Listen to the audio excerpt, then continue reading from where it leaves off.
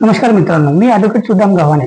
आज आपण बघूया पोलीस केव्हा अटक करू शकतात किंवा पोलिसांनी अटक केल्यानंतर काय करावे। जेव्हा एखाद्या आरोपी विरुद्ध पोलीस स्टेशनमध्ये गुन्हा दाखल होतो तेव्हा त्या गुन्ह्यामध्ये भारतीय न्याय संहितेचे जामीनपात्र अथवा अजामीनपात्र अपराध नमूद केलेले असतात।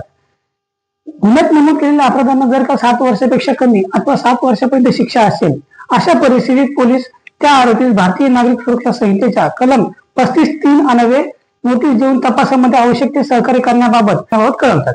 माननीय सुप्रीम कोर्टाने Anish Kumar versus state of Bihar या केसमध्ये पोलिसांना मार्गदर्शक सूचना केलेल्या आहेत की जर का गुन्ह्यामध्ये नमूद कलमांना 7 वर्षापेक्षा कमी शिक्षा असेल अशा परिस्थितीत आरोपीस नोटीस देऊन त्यास पुरावे सादर करण्याची संधी देण्यात यावी व तपासामध्ये सहकार्य करण्यात यावे याकरिता कळवलेले आहे। पोलिसांनी नोटीस दिल्यानंतर देखील आरोपी पोलिसांना तपासामध्ये सहकार्य करत नसेल आता आवश्यक त्या करत नसेल अशा परिस्थितीत पोलीस त्या आरोपीस अटक करू शकतात किंवा गुन्ह्यात नमूद करण्यात आलेल्या कलमांना 7 वर्षापेक्षा अधिक शिक्षा असेल म्हणजेच खून, खुनाचा प्रयत्न, बलात्कार असे जर गुन्हे नमूद केलेले असतील अशा परिस्थितीत पोलीस त्या आरोपीस नोटीस न देता अटक करू शकतात। बघूया पोलिसांनी आरोपीस अटक केल्यानंतर काय करावे।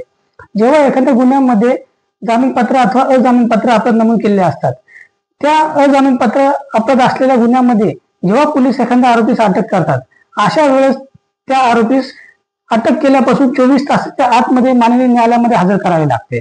तसेच अटक केलेल्या आरोपीस का अटक केले त्याची माहिती त्याला देणे आवश्यक आहे। तसेच अटक केलेल्या आरोपीच्या नजीकच्या नातेवाईकाला अथवा त्याच्या मित्राला त्याला केव्हा अटक केले याची माहिती देणं आवश्यक आहे।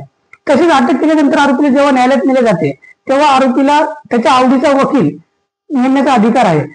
त्यानंतर आरोपीने वकिलाची नेमणूक करून माननीय न्यायालयात त्याची बाजू मांडल्यानंतर माननीय न्यायालय त्यास पोलीस कस्टडी किंवा माननीय न्यायालयीन कस्टडी मंजूर करू शकते।